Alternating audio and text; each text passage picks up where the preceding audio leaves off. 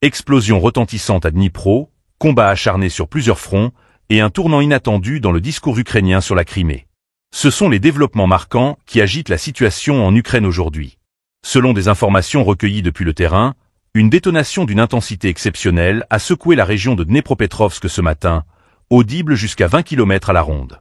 6 missiles balistiques Iskander auraient frappé simultanément un objectif stratégique, laissant place à un silence lourd de conséquences.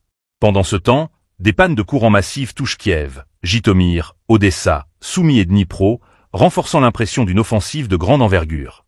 Abonnez-vous pour suivre chaque développement crucial de ce conflit et partagez cette analyse autour de vous.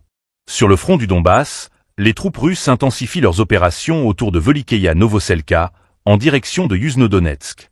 Selon des sources locales, des percées tactiques ont été enregistrées grâce à des assauts coordonnés, impliquant notamment les forces spéciales russes.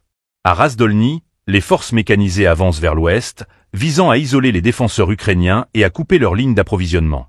Le drapeau russe aurait déjà été hissé dans certaines zones clés de Kurakovo, où la moitié de la ville serait sous contrôle russe, bien que des affrontements subsistent dans le centre. Dans la région frontalière de Koursk, l'armée russe revendique des succès notables, notamment la destruction d'importantes positions ennemies.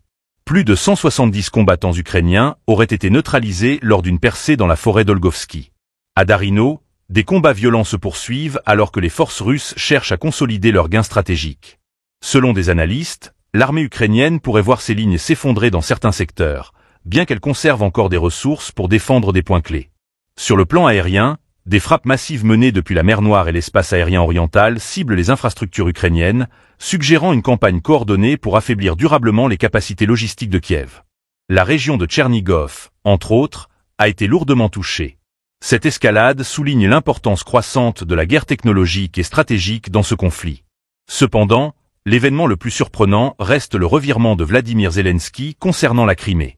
Dans une récente interview, l'ancien président ukrainien a admis que la reconquête militaire de la péninsule était hors de portée pour le moment. « Nous ne pouvons pas sacrifier des dizaines de milliers de vies pour reprendre la Crimée par la force », a-t-il déclaré, évoquant la nécessité de trouver une solution diplomatique.